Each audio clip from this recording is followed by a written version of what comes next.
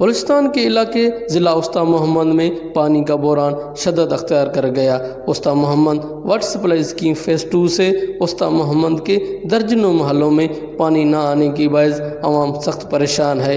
غریب مزدور طبقہ پانی کی تلاش میں سارا دن گھومتے پھرتے ہیں لیکن پانی انہیں میسر نہیں ہوتا۔ دوسری جانب غریب عوام اور خاص کر مزدور طبقہ مہنگے داموں پانی خرید کر استعمال کر رہا ہے۔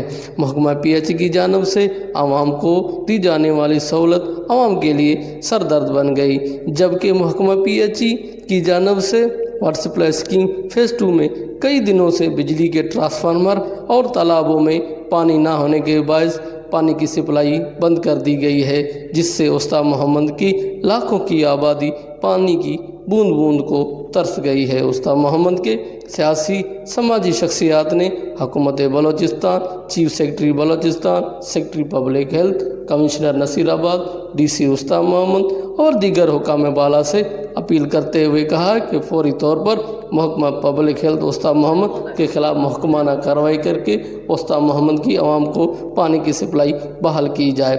کیمرہ مین ظفر علی کے ساتھ ذاکر حسین ریڈ، وش نیوز، وسطی محمد۔